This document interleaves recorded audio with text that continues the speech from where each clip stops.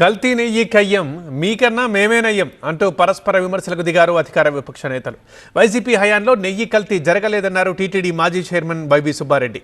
తాను lie detector పరీక్షకు సిద్ధమన్నారు. 2019 తర్వాత నెయ్యి మీదనే కాదు 2014లో నెయ్యి కొనుగోళ్లపైన విచారణ జరపాలని డిమాండ్ చేశారు. మరోవైపు కల్తీ నెయ్యి బాధ్యుల్ని వదిలేదే లేదంటున్నారు కూటమి నేతలు.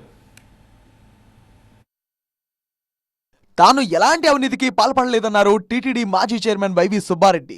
తిరుమల లడ్డూలో కల్తీ నెయ్యి వాడారు అన్న తప్పుడు ప్రచారాన్ని ఇప్పటికైనా నిలిపివేయాలన్నారు.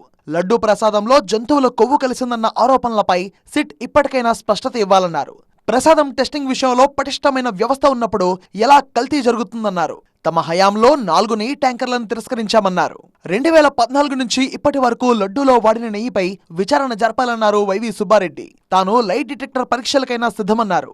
2024 ఆగస్టులో చంద్రబాబు హయాంలోనే కల్తీ నెయ్యి ట్యాంకర్లు రిజెక్ట్ చేయడంపై సమాధానం చెప్పాలన్నారు Subbareddy. I'm ready to face any enquiry. Even సిఫ్ want they can come and test before the media, before in the public, in the media presence. If they want, I am ready to go for lay detector test also. సత్య శోధన పరిశోధన కూడా నేను సిద్ధమే. ఎందుకు చెప్తున్నానంటే నేను ఏ తప్పు చేయలేదు కాబట్టి, ఇక్కడ నేను ఏ అవినీతికి పాల్పడలేదు కాబట్టి నేను నిష్పక్షపాతంగా ధైర్యంగా చెప్పగలుగుతున్నాను. నేను సత్య శోధన పరీక్షకైనా నేను సిద్ధమే.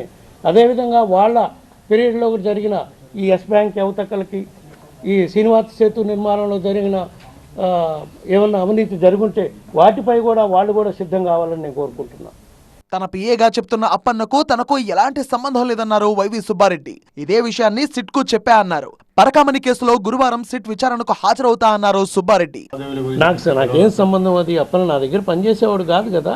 అంతకుముందు నా దగ్గర పనిచేసినప్పుడు ఆయనకు కొన్ని కోట్ల రూపాయలు ట్రాన్స్ఫర్ జరిగినది ఎక్కడ ఉంది ప్రూఫ్? నా దగ్గర ఏం లేదు. ఆయనకి నాకు సంబంధమే లేదు. టీటీడీ వ్యవహారాలకు అసలు ఆయన సంబంధం లేదు.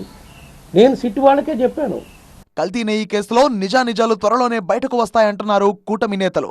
తప్పు చేసిన వారిని వదిలిపెట్టే ప్రసక్తి లేదంటున్నారు. కూటమి ప్రభుత్వం దేవుళ్ల విషయంలో చాలా జాగ్రత్తగా వ్యవహరిస్తుందన్నారు నేతలు. తిరుమల వెంకన్నకు ద్రోహం చేస్తే దేవుడు శిక్షిస్తారన్నారు కూటమి నేతలు.